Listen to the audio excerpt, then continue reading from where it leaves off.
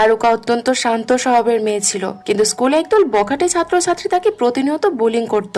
একদিন হারুকা তার স্কুলের লকার খুলে দেখে যে তার নিজের জুতো জোড়া সেখানে নেই। তখনই তার সহপাঠী আই বাবা তাকে জিজ্ঞেস করে যে সে এখনো বাড়ি যায়নি কেন। হারুকা তাকে মিথ্যে করে বলে যে সে কারোর জন্য অপেক্ষা করছে। শেষমেশ আর কোনো উপায় না পেয়ে সে স্কুলের ইনডোর জুতো পরে সে বাড়ির উদ্দেশ্যে রওনা দেয়। পথে তার সামনে সে বখাটে মেয়েরা হাজির হয় আর হারুকার জুতোগুলো একটি গর্তে ফেলে দেয়। হারুকা সেগুলো তুলতে গেলে সে নিচে পড়ে যায়। এরপর সে তিন মেয়ে হারুকার ব্যাগ থেকে বই খাতা বের করে তার গায়ে ছুঁড়ে মারতে থাকে আর বইগুলো ছিঁড়ে ফেলে। তাদের মধ্যে তাজিবানা নামের একটি মেয়ে হারুকাকে দোষারোপ করে বলে যে তুই আই বাবাকে আমাদের বন্ধু তাইকোর থেকে দূরে সরিয়ে দিয়েছিস, তাই আমরা এর জন্য তোর থেকে প্রতিশোধ নেওয়ার জন্যই এই শাস্তিগুলো দিচ্ছি। সে সময় সেখানে কুগা নামের এক ছেলে তার বন্ধুদের নিয়ে আসে আর তাইকোকে সাথে করে নিয়ে যায়। যাওয়ার সময় তাইকো তাকে বলে যায় যে আই বাবার সাথে এই ঝগড়ার কোনো সম্পর্ক নেই। এই খারাপ অবস্থায় হারুকা যখন তার বাড়ি পৌঁছায় তখন তার ছোট বোন তাকে এই অবস্থায় দেখে কান্নায় ভেঙে পড়ে। হারুকার বাবা মাও তাদের মেয়েকে ঝাপটে ধরে সান্ত্বনা দেওয়ার চেষ্টা করে। হারুকার বাবাই অন্যায়ের বিচার চাইতে পরদিন স্কুলে যায় আর ক্লাস টিচার মিনামির সাথে কথা বলে,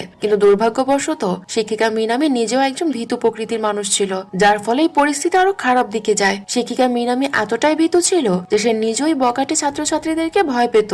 তাই সে হারুকার বাবাকে দায়সারা ভাবে বলে যে স্কুলটি এমনিতেই এই বছর বন্ধ হয়ে যাবে, তাই কেন এই শেষ দিনগুলো আমরা শান্তিতে থাকতে দিচ্ছি না। আসলে হারুকা যে গ্রাম্য অঞ্চলে থাকতো সেখানে এই বছর মাত্র 10 জন ছাত্র মিডল স্কুল থেকে গ্রাজুয়েট হতে যাচ্ছিল। হারুকা যেহেতু টোকিও থেকে সেখানে এসেছিল আর বাকিরা সবাই ছোটবেলা থেকেই এলাকাতে বড় হয়েছে, তাই তারা হারুকাকে বাহিরের লোক মনে করত আর এর জন্য তাকে একদমই সহ্য করতে পারতো না। পরদিন হারুকা ক্লাসে ফিরে দেখে যে তাইকোর 3 বন্ধু মিলে হারুকার ডেস্কটি নোংরা করে তাতে লিখে রেখেছে তুই কোথাও গিয়ে মরে যা। অন্যদিকে হারুকার বাবা যখন অভিযোগ করে স্কুল থেকে ফিরছিল তখন কোগা আর তার দলবল ওত পেতেছিল। কোগা তার জুতোর তলায় কিছু ধারালো জিনিস লাগিয়ে রেখেছিল আর হারুকার বাবাকে সজোরে লাথি